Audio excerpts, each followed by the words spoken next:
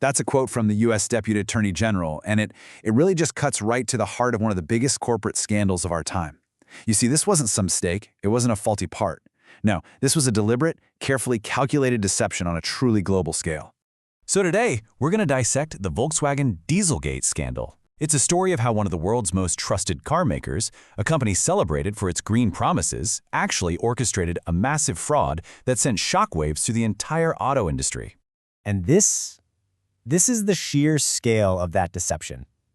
Volkswagen eventually had to admit that 11 million of its cars worldwide were running software designed for one purpose and one purpose only: to cheat on emissions tests. Just let that number sink in for a second. 11 million. So to really get our heads around how something like this could even happen, we're going to walk through the whole story. We'll look at the promised VWs sold to the public, then we'll pull back the curtain on the secret tech they used. We'll watch it all unravel, see the massive price they paid, and most importantly, look at the real human and environmental cost. And finally, we'll ask what the legacy of all this is. You have to understand, before all this came out, Volkswagen wasn't just another car company. They'd spent years and a lot of money building this image of themselves as a leader, an innovator in what they claimed was the future: clean diesel. Their big marketing push was for clean diesel. It was pitched as this revolutionary idea that gave you the best of both worlds. You got great gas mileage, zippy performance, and you could feel good about being environmentally friendly. And people bought it. Their cars won awards like Green Car of the Year, earning them immense public trust and a lot of government subsidies. That was the promise they sold to millions of us. Okay, but behind that promise, hiding in plain sight, was a pretty sophisticated piece of fraudulent tech. The entire scandal, the whole thing, boils down to a piece of software that came to be known as a defeat device. And let's be really clear about what this was. The defeat device wasn't a bug or a mechanical failure. It was a few lines of code deliberately hidden in the car's computer. It was, for all intents and purposes, a programmed lie, and its only job was to cheat. Now, the really clever part, and the really cynical part, is how the software knew when to turn on its good behavior. It was programmed to recognize the very specific, very unnatural conditions of a lab test. Think about it: steady speed, constant pressure, and the steering wheel isn't moving at all. As soon as the car's computer sensed that, bam, full emissions controls kicked in, and the car passed with flying colors. But the second you were back on a real road, driving like a normal person, those controls just switched off. And this right here just lays it all out, doesn't it? It's the two faces of these cars. Inside the lab, they were the clean, green machines Volkswagen promised. But out on the road, in the world where we actually live and breathe, they were spewing out pollution at absolutely shocking levels. How shocking?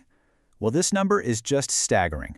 On the road, these so-called clean diesel cars were emitting up to 40 times the legal U.S. limit of harmful pollutants called nitrogen oxides. Not double, not 10 times, 40. It was a complete and total betrayal of that green promise. A lie that big, it just can't stay hidden forever. And what's amazing is that the whole thing didn't start to unravel because of a government raid or some high-level whistleblower. It all started with a small, independent academic study. So it begins in 2013 when some researchers doing real-world road tests couldn't believe the numbers they were getting from these VWs. By May of 2014, they took their bizarre findings to U.S. regulators. And for more than a year, Volkswagen just deflected, denied, blamed it on technical glitches, anything but the truth. But the pressure just kept building. And finally, in September 2015, with regulators threatening to block their new cars from being sold, VW caved. They admitted everything. A couple of weeks later, the EPA went public, and suddenly Dieselgate was headline news around the world.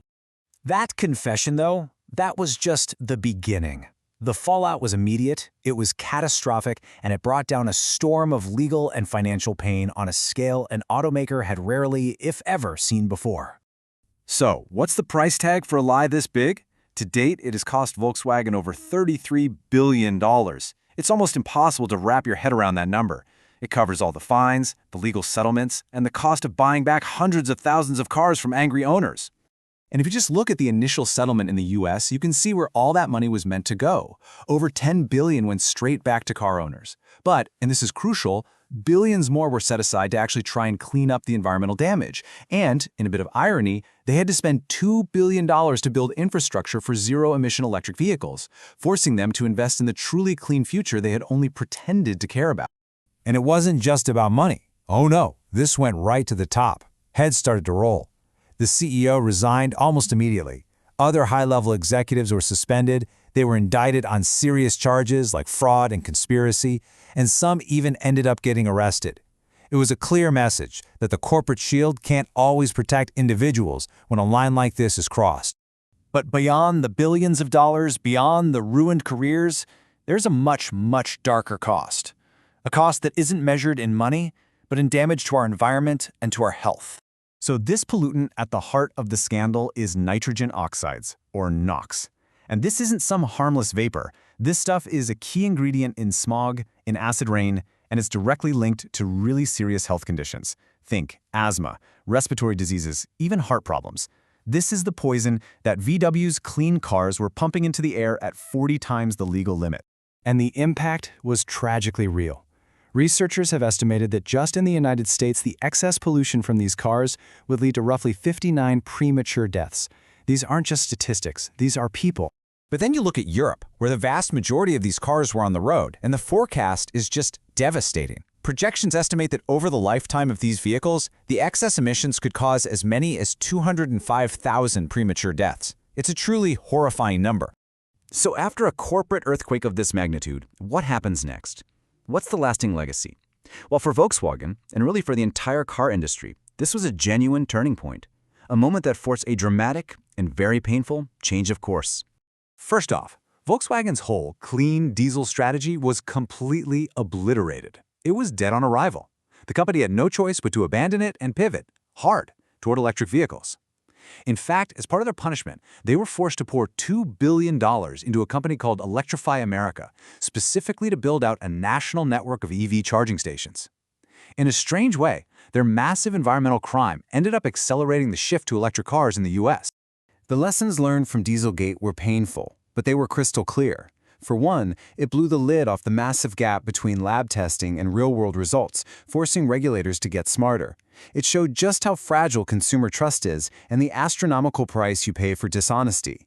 And maybe most importantly, it put every corporation on notice. From now on, your green claims are going to be put under a microscope. When you look back at it all, the Volkswagen scandal is this giant cautionary tale about a constant tension in our world. And it leaves us with a really critical question, one that we all have to think about. In the race for innovation, in the pursuit of profit, where do we draw the line for public responsibility? And maybe even more importantly, who is there to hold these powerful corporations accountable when they decide to cross it?